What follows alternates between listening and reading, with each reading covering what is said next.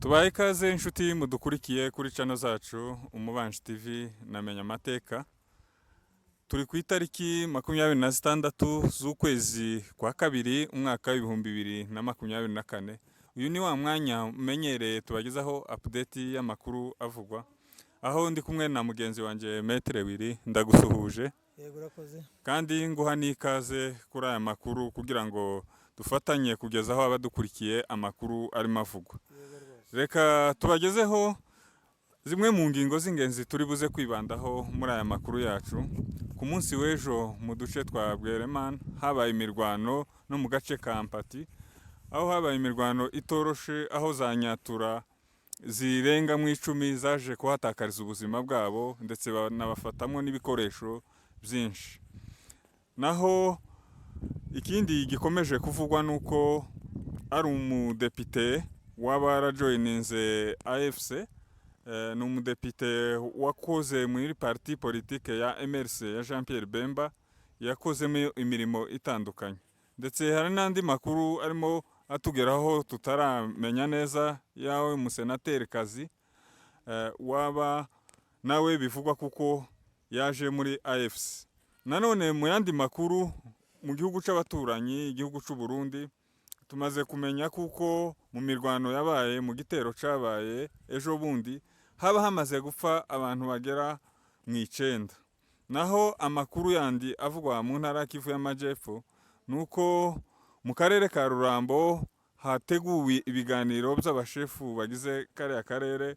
Arateganya gukora ibiganiro by'amoko yose atandukanye, barebe uburyo batura hamwe mu mahoro ndetse barebe uburyo basubukura amasoko, habeho kugenderana n'andi moko. Reka amakuru mu buryo burambuye Metre Wiri ayabagezeho. Urakoze cyane Marcel. Kananje mbaze ngusuhuze. Yego urakoze. Nsuhuze n'abantu bose baza gukurikira aya makuru, kandi nkuko duhora tubivuga tubashimira cyane ko mudahwema kutwandikira, mutwankuraje, mutubwira ko mudushimira, ko mwizera amakuru tubagezaho. Mu by'ukuri natwe dukora ibishobotse byose kugira ngo tubaheze amakuru y'ukuri, kubera icyizere mwatugiriye rero ntabwo tuzabatenguha. Reka rero twinjire mu makuru mu buryo burambuye. Reka duhere muri Kivu y'Amajyaruguru. Murabizi ko ariko karere karimo intambara, karimo intambara zikomeye tumaze igihe tubagezaho uko zigenda hafi buri munsi. Ku munsi w'ejo habaye imirwano ahantu bita Bweremana. Abarundi cyangwa abasirikare b'abarundi baje gufasha abakongo na FARDC n'abazarendo benshi bateye ibirindiro bya M23 cyangwa se AFC mu bice bya Bweremana. Bararwana umwanya utaratinze, ingabo za AFC ziza kubakubita cyangwa se kubarasa cyane, basubirayo nabi cyane bahunga, basubirayo bari bavuye za Minova. Ni intambara ejo yafashe amasaha makeya, yabaye ejo mu gitondo. Nanone kandi tugiri mu ntambara, mu bijyanye n'intambara nako, ahitwa Ampati n'ubundi ni muri Masisi. Tubibutse ko ntari ya Bweremana ari muri Masisi, muri sheferi y'Abahunde.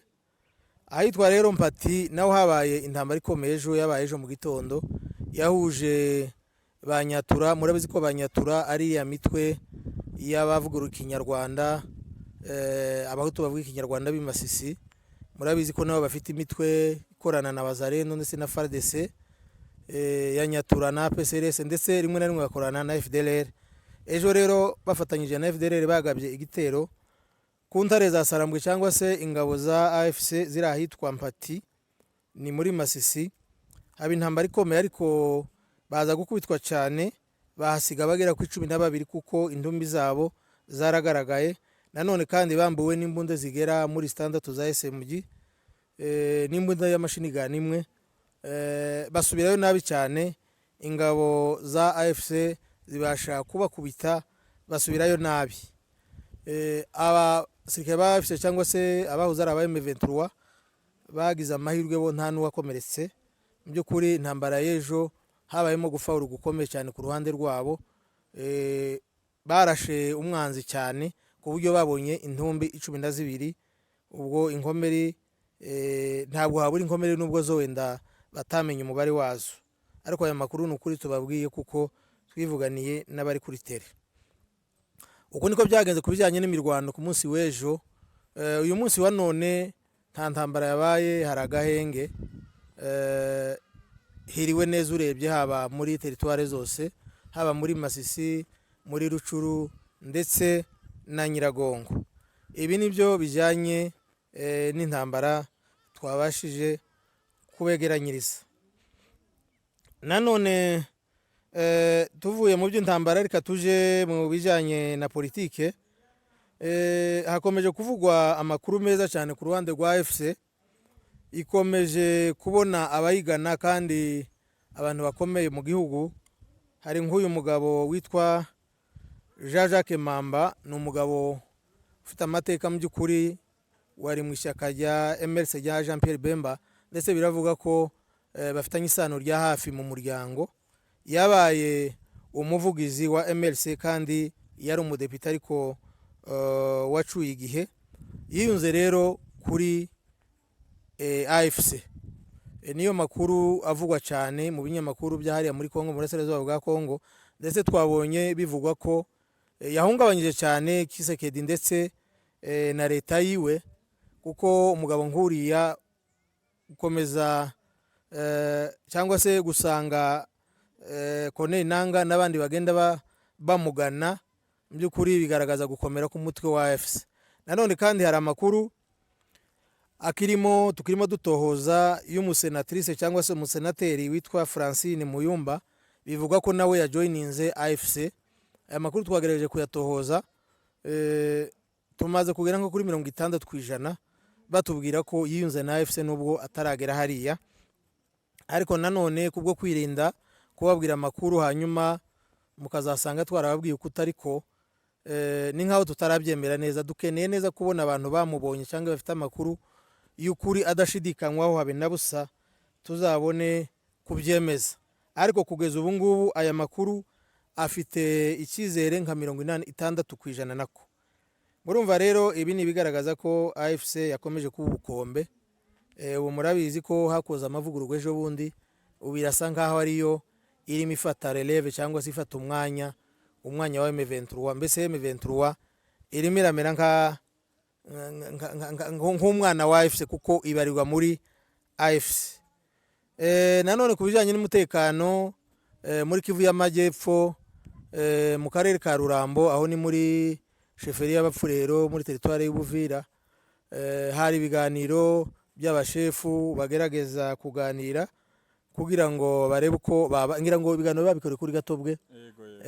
Ariko nyine no kugira ngo turiya turere duturwe, asubire habe imigenderanire n'amasoko yahaba gasubira reme neza, kuko abaturage bahari ubusanzwe ni magirirane. Abanyamurenge badafite Abapfurero imibereho yabagora cyane, kimwe nuko Abapfurero nabo hatari Abanyamurenge nabo byabagora cyane, kuko baragendererana kandi buri bamwe bafite ibyo abandi bakeneye. Rero hari ibyo biganiro bigaragaza kureba ko basubira kugarura umwuka mwiza, abaturage bakagenderana, amasoko agasubira akarema, inzira zigafunguka, inzira zimanuka epfo mu Mushasha. Mbibutse ko ubu ngubu bisa nkaho bigoye cyane bitewe nyine n'umutekano mukeya.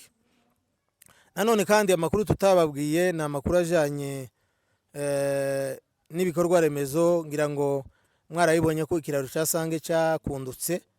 Ni ikiraro cyari gifatiye abaturage bahari runini cyane, kuko ni ikiraro, ni umuhanda uhuza Bukavu na Buvira ndetse na za Kamanyura na Buvira. Murumva ko ni umuhanda uri frekante cyane kandi ufite umumaro munini cyane, haba ku baturage b'i Bukavu cyangwa se ab'i Buvira n'abatuye muri Plaine. Rero abaturage bahari baragowe cyane. Twabonye uburyo barimo burira ahantu biruhije cyane, abandi bagatondagira ku giti kimwe, ibintu bigaragaza ko bigerezaho mu by'ukuri. Ayo makuru rero nayo arayi kandi bihangayikishije cyane abaturage bo muri kariya gace. Reka tuve muri Kongo tuje mu Burundi. Twabonye ubushize rero twababwiye amakuru y'igitero cyabaye muri Bubanza, bivuga ko ari Red Tabara kuko ngo yarakigambye. Kiriya gitero cishe abantu bagera mu 9, cyabasanze bari mu kiriyo gihita kibarasa hapfa abantu bangana gutyo, ndetse hangijwe n'imodoka. Iyi ambulance yari ifite umurambo, ndetse n'iyindi modoka, ndetse hanasenywe n'ingoro cyangwa se ibiro by'umutwe cyangwa se ishyaka rya CNDD FDD n'ishyaka riri ku butegetsi. Iki gitero rero Red Tabara, twumvise itangazo rya leta y'u Burundi ivuga ko Red Tabara yigambye ko ari we yagabye iki gitero. Muri abo bapfuye harimo umusirikare umwe w'u Burundi, mbese ni umusirikare umwe n'abasivile bagera mu 8 kandi barimo abana 2. Ngira ngo ibijyanye n'umutekano amakuru ni aya ngaya. Naho ngarutse muri Kongo, ubu biratuje, hakomeje kuba kwitegura ku mpande zombi, ndavuga muri Nord Kivu. Barasa n'abashamiranye, umwanya n'umwanya mwakumva bambikanye. Habe n'uyu munsi twiriwe tuzi ko byenda ruza kwambikana bitewe n'uburyo impande zose zigaragara ziba ziri mu myiteguro kandi ziba zegeranye ku buryo bizisaba umwanya mutoya cyane zikaba zahuye zatangiye kurwana. Ariko ubu dukoze ikiganiro hafi saa 11 tumaze kugerageza kubaza amakuru, batubwira ko nta mirwano yabaye, ariko turategereje haramutse habaye impinduka izo arizo zose tuzabibagezaho. Ngira ngo muri makeya amakuru y'uyu munsi ni aya ngaya. Reka nsubize mugenzi wanje mikrofone anyungane nimba hari icyo afite cyo kunyunganira, hanyuma dukomeze niba ngombwa, kandi niba ntacyo yunganira ubwo araza gusoza ikiganiro. Urakoze cyane Maître Willy, bagushimiye kuri aya makuru tugejejeho mu buryo burambuye. Hanyuma duhere kuri ibiganiro birimo biba cyangwa se birimo bitegurwa hariya. Mu by'ukuri ni ikintu cyo kwishimira kuba akarere hari icyizere kuko umutekano w'abanyabagendwa cyangwa se amahoro yakongera kuba nk'uko byari bisanzwe. Ni ikintu cyo kwishimira. Ikindi mu by'ukuri giteye impungenge kuko wari ubivuze ni kiriya kiraro. Bitagutangaza ibintu byo muri Kongo buriya cyatura hariya, kandi ariyo nzira nyabagendwa igendwa n'abantu bose, ihuze intara uturere dutandukanye. Uriya muhanda urakoreshwa cyane mu buryo bw'ubuhahirane, mu buryo bw'ingendo zisanzwe, ariko bitagutangaza bitwaye n'imyaka. Unahuza n'ibihugu, ni uhuza Buvira n'u Rwanda. Uhuza n'ibihugu. Hanyuma reka dukomoze kuri aba barimo bagana ihuriro rya AFC. Mu by'ukuri ikintu cyose twumva nk'abanyamakuru tugiha agaciro.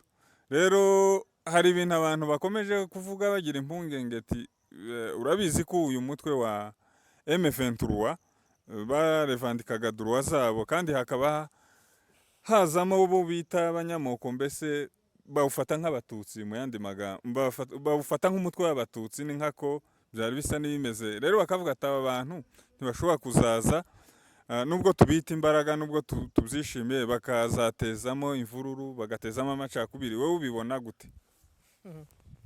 None se urashaka ngo habe gusa umutwe w'abarwandofone? Ibyo nabyo ntabwo byaba ari byo, yaba ari siyasa ntoya cyane, kuko n'ubundi M23 ntabwo irwanira inyungu z'abarwandofone, no. Yarabivuze ko irwanira abakongomani bose, kandi rega nanga yaraje ubu ni wiyoboye, nta n'impamvu yo gusubira kuvuga ngo niyo abarwandofone, ahubwo abashaka kuyirwanya no kuyipfobya nibo bayita gutyo, kugira ngo bayitere icyo cyasha nyine abaturage benshi bo mu yandi moko atari abarwandofone bumve ko atari yabo. Niyo mpamvu rwose icyo kintu mugomba kukibika kikaja kure cyane. Nta gihugu cy'abarwandofone kirimo gishakishwa, kuko barabivuze, AFC yabitangaje ko irimo irarwanira uburenganzira, kuko Tshisekedi yakoze icyo bita coup d'état constitutionnel. Iyi lite yabo nguko bakunze kubivuga mu nyandiko bagenda bandika, barimo barakoresha iri article ya 64 yo gukoresha uburyo bwose kugira ngo birenganure mu gihe habaye violation ikomeye ya constitution nguko yabaye. Tshisekedi akiheza ino manda ataratowe, akiba amajwi, akaba agiye kwiyongera imyaka 5 yo kuyobora abakongomani, kandi atazabageza ku neza, bakirizwa n'imyaka 5 amaze. Yakomeje kwica igihugu gusa, aho yagisanze yagumye kucoromya mu manga gusa, none asubiye kwiheza indi manda y'imyaka 5. Niyo mpamvu rero iyi AFC yarahiye ko vuba cyane igomba guhirika ubutegetsi izagera Kinshasa. rero izo mpungenge rwose mugende zishire. Igihugu ni cy'abantu bose, kongo irimo amoko 450. Nta vangura rero ngo uyu ni umunyakivu, uyu ni uwahehe. Ibyo byose rwose icyo kibazo nushaka ukirekera ntunagisubiremo cyane. Cyo kuvuga ngo ubwo harimo haza abantu erega bazavuga ngo ubumwe n'imbaraga. Ntabwo wakinga imiryango rero ngo hataza abantu ngo hakazaruhakazamo byenda abafite umutima mubi cyangwa baje gusenya, kuko AFC uko imeze ni umutwe ufite base umaze gushinga imizi. Sintekereza ko hari umuntu waza, umuntu umwe babiri nubwo yaba akomeye gute, ngo abe yayisenya, kuko ubuyobozi bwayo deja burahari. Abazaza bose bazagenda babaha ubuyobozi wenda busanzwe, ariko ntawe bazahangwa ayobore abe yabaja mu mutwe ku buryo byenda no gusenya byamworohera. Njewe mbona ko aya ni amahirwe rwose yo kubona abantu bagenda bayigana. Nk'uyu mugabo afite ijambo cyane, uyu deja n'uwo muri Equateur. Niba haje uwo muri Equateur nanga n'uwo muri Hotuele, aho mwabonye John Numbi wo muri Katanga, ni benshi, Bisimwa w'ibukavu muri Sud Kivu. Aba benshi bantuze bari uriya generale wungirije General Sultan Makenga, babyamungu Bernard n'aba Grand Nord za Butembo. Ni byiza rero abantu ko haza amoko yose kandi b'impande zose, niyo urugamba ruzoroha, n'abaturage bose bakazaruyoboka bitewe nuko bagenda bumva harimo abi wabo. Bityo rero bazumva ko ibintu n'abari ibyabo, kugenda bajoininga bose bizoroha. Ahubwo iciza nuko wakomeza no kuza n'abandi bo mu zindi ntara, kugira ngo hase nahabaye ikintu cya representativite, buri gace kagende kabona ko gafite abantu hariya. Ini time wenda hazagira bashaka kwiyunga bo muri utwo duce, bazumve ko bafite bene wabo bari gusanga hariya. Kumva rero njewe ari amahirwe rwose atari kibazo kuba haguma kuza abandi bantu, nubwo baba bavuye muri leta, nubwo byenda kwizera abantu bigoye, ariko umuntu waje kuripotinga nzi ko batahita nabo bamuheza imyanya ikomeye batarabanza ngo bamwige, bamumenye, bamwoze cerveau, bamupakire ideologie nyine y'icyama. Niko n'ahandi hose bigenda, abantu bagenda biyunga gutya. Kandi twibuke ko nanga yaranabivuze, ngira ngo nimba wibuka igihe AFC ivutse, yavuze ko AFC ifite amaregroupement menshi, ifite abantu benshi b'abanyapolitike batashakaga gusa guhita bagaragara.